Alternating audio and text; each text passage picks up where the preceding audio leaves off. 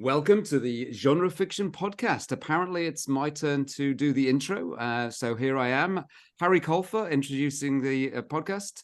G'day, with my best attempt at the Australian accent. Here we have Jack Roney and Troy Henderson for a third appearance on the podcast. How are you, gents, tonight? Thank you, Harry. We should be getting you doing this intro more often. You do it far better than I do. So well done. I'm well, thanks. G'day, mate. Yeah, I'm good. Thank you. G'day. Good. That's good. G'day, So I do believe we have, as we've mentioned before, Troy's joining us on the podcast because he submitted all these questions. So if we have other sort of people in the writing business who want to actually pitch a few questions to us, you might end up also onto the podcast. So pitch those questions away. And as I say, I do understand that Troy's got a few more questions for us. And so I'll let you take that away and pitch your question. All right. Thank you. Question number one. Should writers stick to one genre? Ooh, that's the big question. I think we have discussed aspects of this in other podcasts about what you want to write in future and things like that. I've said and I still believe I would like to get into science fiction, but whether I carry my pen name on as Harry Colfer to write in a different genre is questionable. I have obviously I write with respect to paramedic work under my pen name of Harry Colfer, and I introduced a character who's a detective, a Brisbane detective, and Frank Giallo, and I do have ideas of doing an offshoot with him as the main character, and then I could actually, the problem you have with setting your protagonist as being a paramedic who's being sort of involved in a serial killer episode, and then it ends up on a remote island in the second book, and ends up in a nefarious business property sort of issue, and then now he's a third one, and he's involved in a terrorist plot at the airport. It does become that whole sort of what is it, John McClane conundrum of how does all of this happen to the same person? And when you have the protagonist who's a detective, that's their job.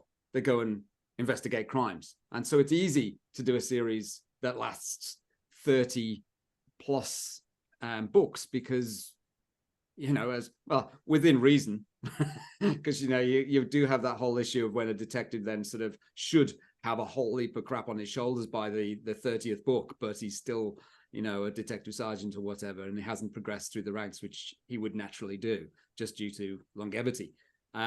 And then they get to that point where they're actually too qualified to be doing what your character wants, what they want them to do, and go looking at crimes. So it does mean, I sort of look at it and go, well, okay, how many more episodes can I, or how many more books can I base around Jono? And I've done with the extras 34 short stories, and it'll be 4 novels, and by that time I think I've done enough. And so other than perhaps writing detective stories based around an offshoot character, if I want to start jumping onto other genres like science fiction, I will probably write under my own name, and that way I can at least people. I think one of the problems you have with switching genres as an author is that your readership reads well. You hopefully, my 5 readers are very important to me, and so you want to make sure that when they see your book and buy your book, they know what they're going to get because they like the way you write and they sort of know the subject you're going to be writing about. But if you start switching the genres around, and there you go, here's the latest Harry Colfer novel, I'm going to pick it up, and they find out it's I don't know, some dystopian romance that's and they're going, what the hell's this? This is nothing like what he's written before. And I think that could set yourself up for disappointing your readership, which is the last thing you want to do. And then that can make it very difficult for you to carry on with that name, and starting to change if people don't know what they're going to get from your book.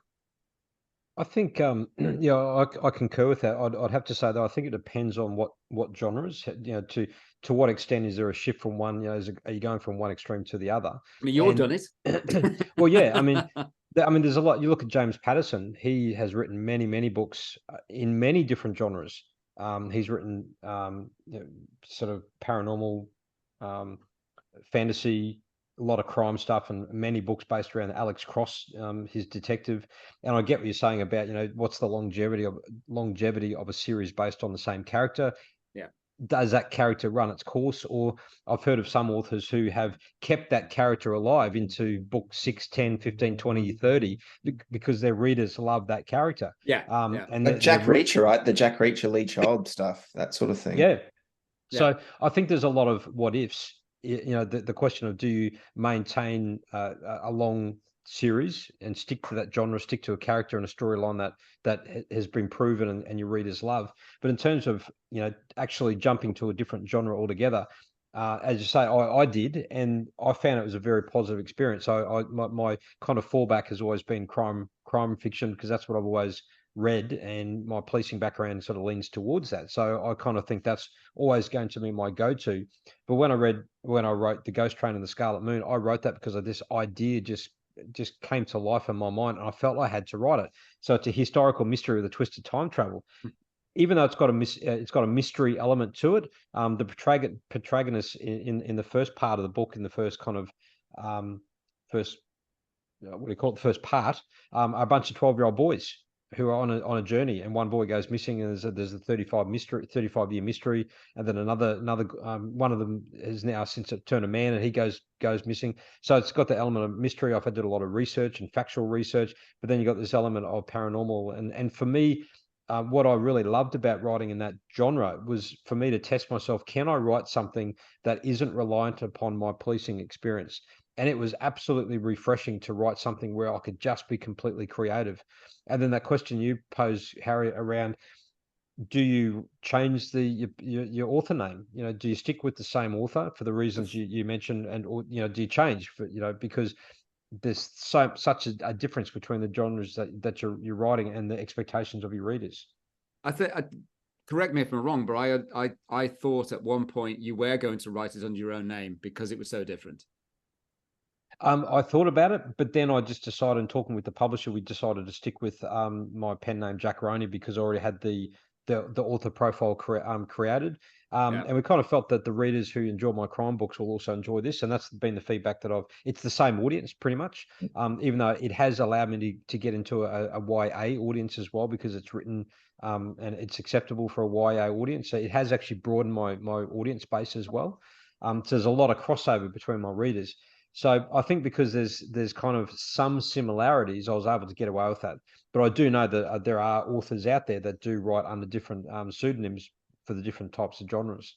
What about you, Troy? This was your question. What are your thoughts on this? Well, yeah, no, I think what you've done was great with that. I think because at least now you can be set up and do whatever you want. Because what you've done now, you've got sci-fi covered, you've got crime, so you can sort of broaden out with those. And yeah, I think about other authors that got pigeonholed, like someone like, again, Stephen King, right? He was known as horror, but he's moved into drama, he's done women's style fiction, he's done he's branched out a lot. And then while people still expect a paranormal or horror element, sometimes he's done a lot of different stuff as well. And that's where I'd like to be, just not to get too stuck into something, but that's why I think it's worked out really well with Ghost Train. Yeah, I mean, heaps of adults must be reading that, but there's people who want to read that sort of style from you, right?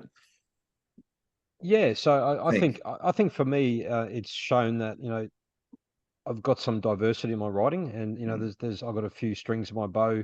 So I kind of like the idea of sticking with the same author profile. I have toyed with, I'm writing something at the moment, but it's like a rural noir crime mystery. It's a slower burn. It's not a thriller like my others. It's a lot slower pace. It's probably a deeper story. It goes back into historical murder that's unsolved, and it's a slow burn. Set in a rural town. So there's similarities, but it's a different style of crime book. I will, continue to use my Jack Roney author profile for that book if and when it gets published, if it ever gets to that stage. But then, leading into, I think you've got another question about, moving into other genres. So just really, I guess you guys talked about this a bit, but what other genres, if you had to expand a bit more on what you're doing, like what other genres would you like to write in? Well, as I say, I've mentioned that science fiction sci-fi, is. I mean, my background is as a marine biologist, so as a scientist, I have that sort of knowledge base as well, and the researching capacity to at least assist with respect to more science related books. Do you have an idea there? Do you have like something? Do you have a? Oh God, yeah, I've got heaps of ideas. Yeah, I'm not going to have a problem with. I've got loads of ideas that are just written all down. As in, as soon as you come up with the idea, you write it down. Make sure you keep a record of it. I go back and I'll go, oh, look at this. This is my idea file. Sometimes it's from a dream. I've actually had a dream, and then I went, oh Christ, that was great. And then I'll just write that down as a just a little sort of note as a potential for a book. But I've got heaps of ideas that it's my biggest problem is finding the time to write, and actually I'd love to be able to do what Jack's done and have a bit more time to be able to actually do this writing thing justice. But I have actually managed to, I can't remember whether I mentioned it in the previous podcast, but I won two the same competition 2 years running, and I did hear on the grapevine that my Harry Colfer wouldn't win again because they couldn't have the same author winning 3 years in a row. So I submitted one under my own name in a completely different genre, and I won. So I've already set up my award-winning author PG Davis, which is my real name.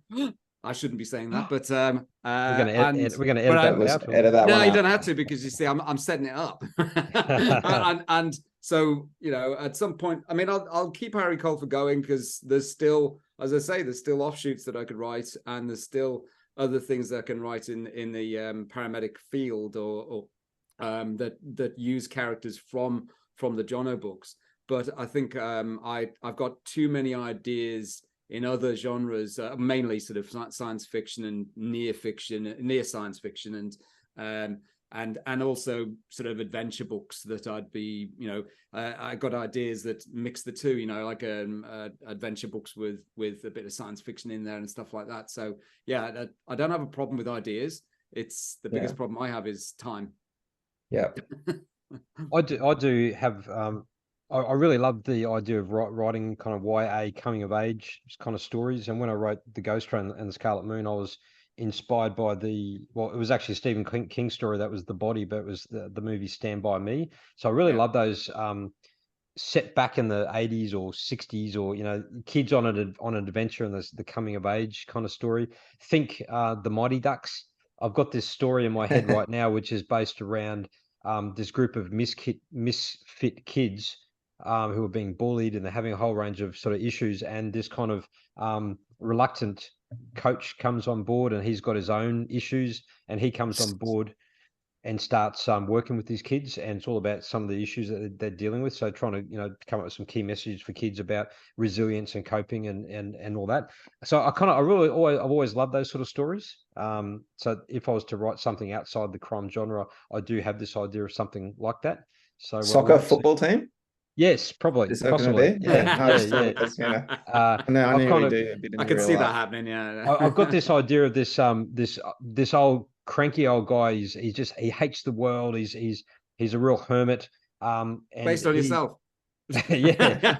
and by accident, it's in a small town, and he's in this small mining town, and by accident someone identifies him as a former English Premier League player that's come to Australia, and it turns out he's had tragedies in his life, and he's had all these things happen, and he's completely become a recluse, and he's really, is kind of like that character,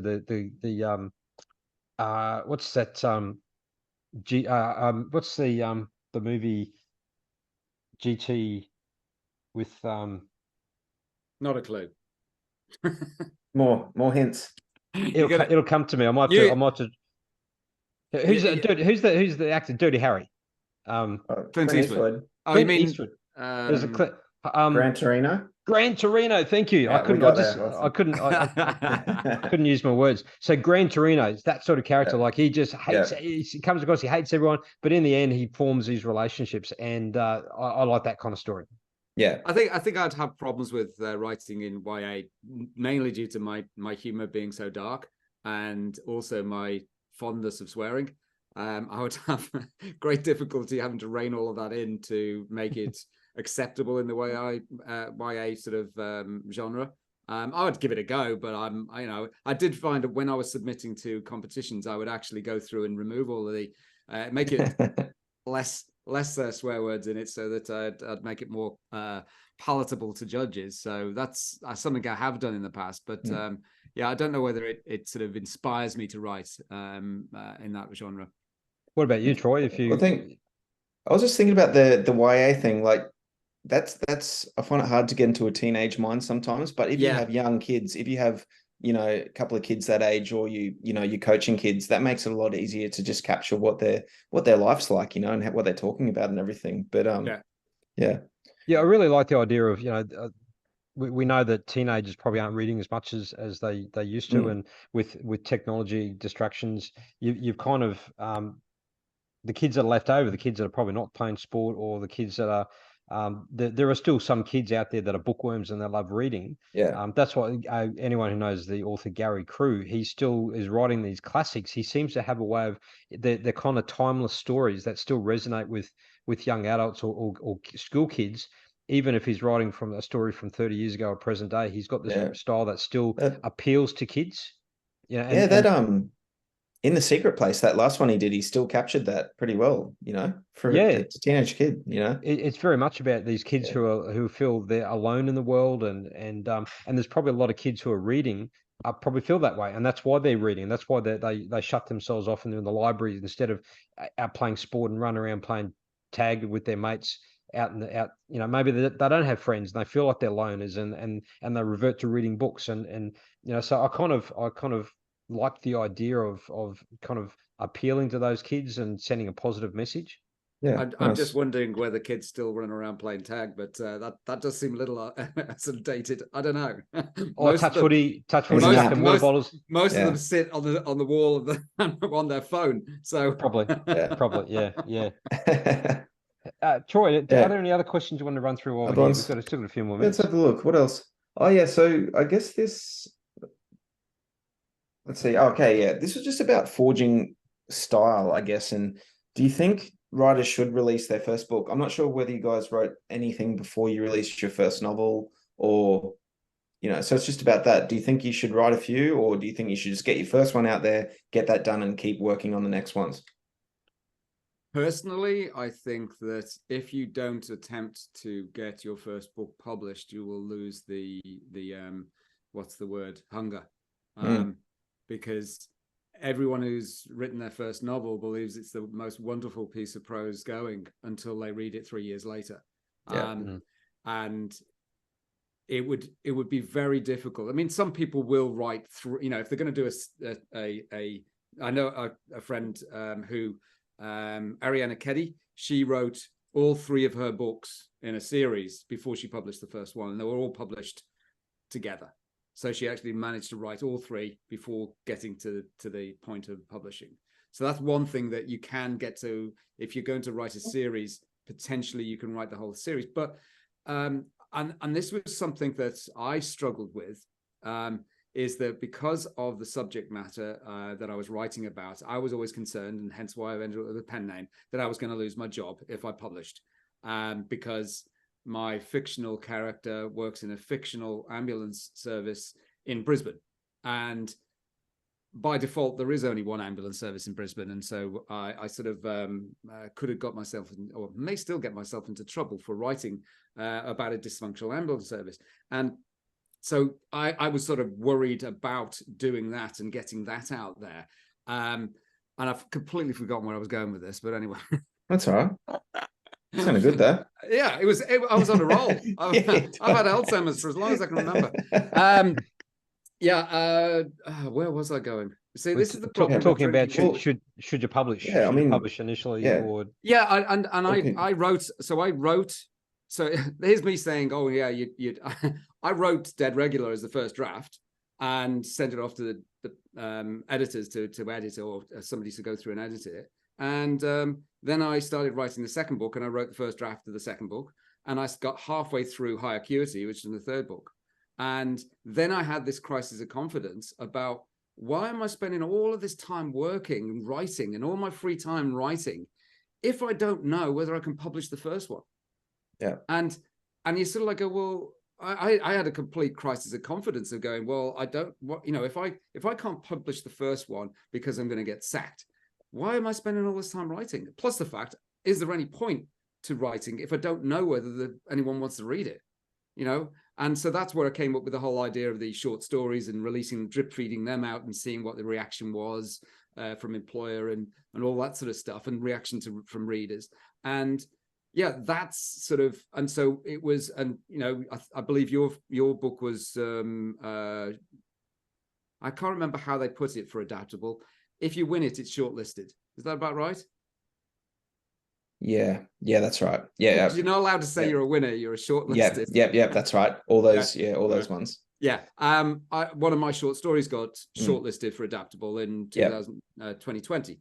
And so, yeah, I was then going, okay, well, I've actually getting somewhere here. But if you don't publish anything, or you don't attempt to publish anything, you don't put anything out there, I don't know whether you'd have the drive to keep writing.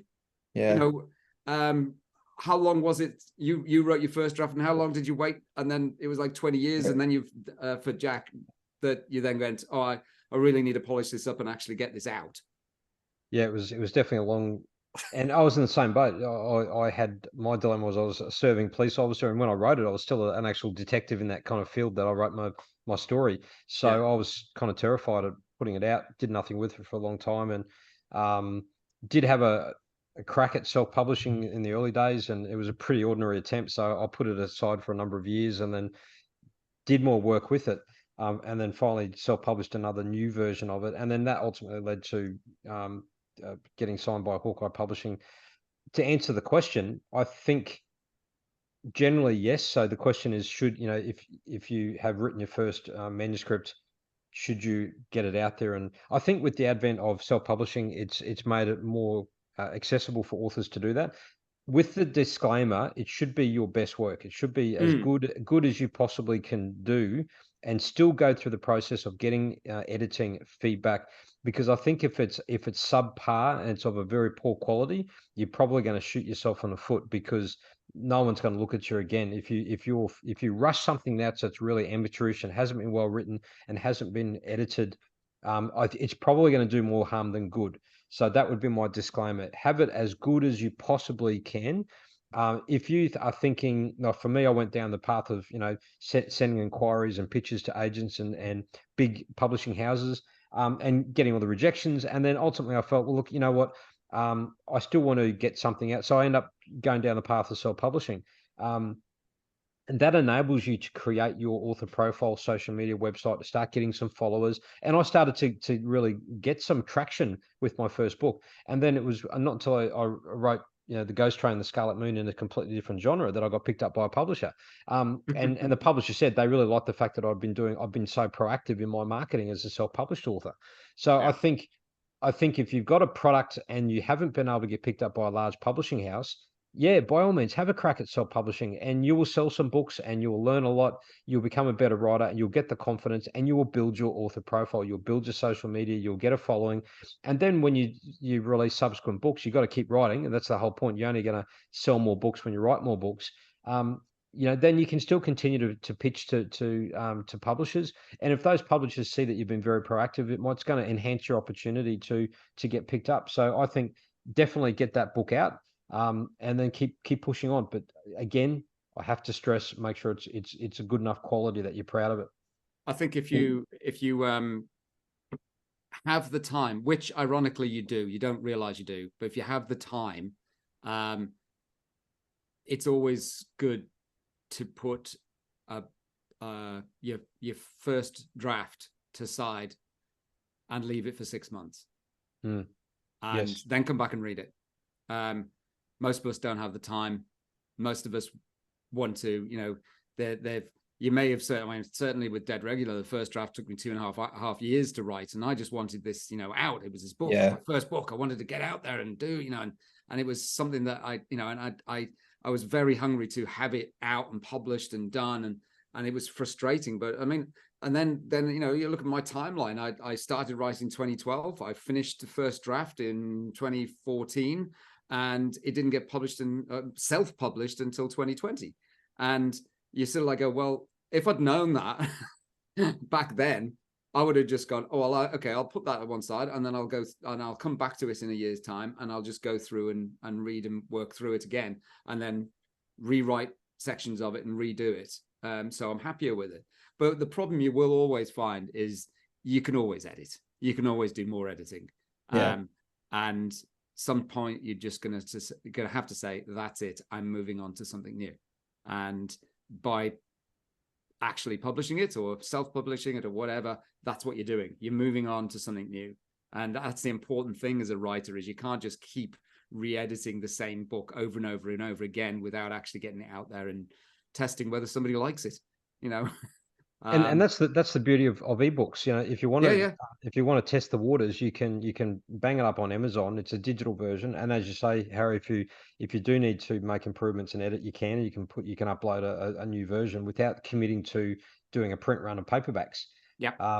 So I think the overall question for me, that it depends. What about you, Troy? What are your thoughts on this question? Should you you know, put out your first book anyway, or do you sit on it and, you know, keep working on other things? Well, yeah, I think it is good to put out your first one, but yeah, what you guys are talking about, patience is really important. Like you know, you might spend all this time and then you start rushing to get it out, but the editing took me, I had a first draft done, I think in February of 2019, right? So, and there was a bunch for submitting to competitions and all this stuff, but yeah, also you just need that time to get it right, I think. I think we're most kind of first-time authors, and I fell into this trap as well. You are in a rush and you're not patient. So I agree that patience is so important. That if you've dedicated so much work to this manuscript, if it's undercooked, it hasn't been properly edited, you haven't received feedback, and you rush to get it out, you know, that rush and that impatience because you're excited, you got it, you know, you type the end, you think it's done. You know, we all know that first draft is only the very beginning, and I think that's where a lot of first time authors, and I have read some self-published books, and you're thinking, oh look, you probably were a bit premature in getting this published, and these are people that have got it out in print. So I think when you get it to a point that it's as polished as you possibly can, and you're ready to commit to the expense of doing a print run, just don't rush it. Be patient. Small print run. You got to keep going, right? Like I didn't realize how slow the publishing industry is, right? So like the submissions process and everything, like, you know, some places might take 6 months to get back to you, and also some of the big five, whatever, they say, oh, you can only submit to one publisher at once. And you think, what if I wait 6 to 12 months to get a rejection? You know, I'll never get this thing done. If you're lucky, if you're lucky, you might get nothing. And so you get, you know, if you haven't heard from us in 6 months, assume you've failed. Great. And just and I did that. Like I was a bit like that. With the blind faith, like I wrote this one and I was sending it out and everything. I thought, well, what do I do? I didn't even think about that at first. I just got to keep writing. So I start on the second one, and after a period of time, still nothing happened. So I go, okay, well, I've got that. Should I work on something else? And just keep going. And I'm glad that's there, because now I have a few in the chamber. So there's a bit less pressure. I'm not like putting out this one and going, okay, I've got to write and edit it and get something ready for next year. So that part's good, and I think that helps. But then you also, by the time the first book comes out, you're already a few things ahead, you know, like you're putting something out and you're already in another headspace and everything, which is interesting too.